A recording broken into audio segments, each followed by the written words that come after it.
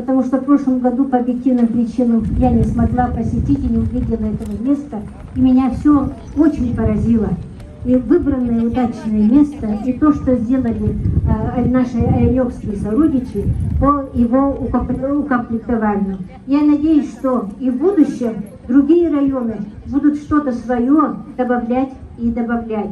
Я хочу сказать, что до 1989 года вообще не было понятия о национальных меньшинствах.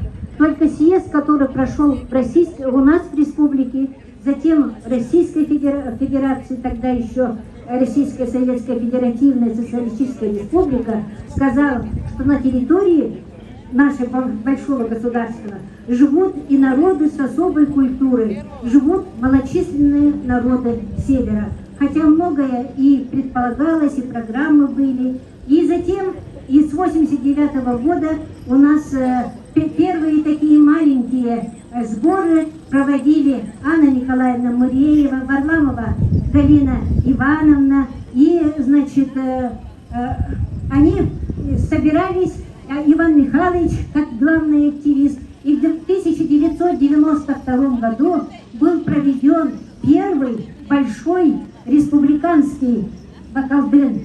Он проходил по ту сторону дороги, там было очень красивое место, и ночевали, и там впервые собрались ивенки, собрались очень много представителей, в том числе наши старейшины, такие как Николаев Прокопий Егорович Стяни, это исполнитель наших с вами древних песнопений, это Маркусалов Петр Елисеевич Солданского района, и много-много было старейшин. К сожалению, мы многих из них за прошедшие годы потеряли. И вот сейчас у нас, я очень рада тому, что здесь присутствует, что наше движение не осталось кучкой маленькой инициаторов.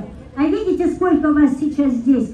И сколько много здесь детей, сколько здесь много молодежи.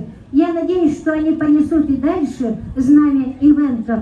Я помню, как актив очень много спорил насчет нашего флага.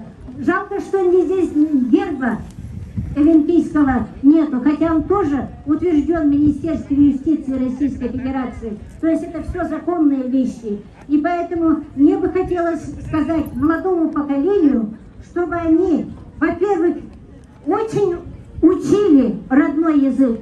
Он сегодня восстанавливается, как бы не говорили, что он исчезает. Нет, он восстанавливается. И это, наверное, наши песни и так далее подтвердят.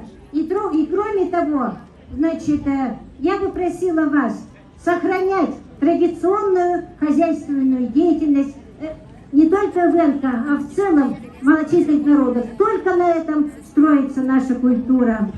Ачаловенкин и нягнин, аят хавалкис эйчем, агарат бикел, кутуя эйчем. Успехов вам во всем!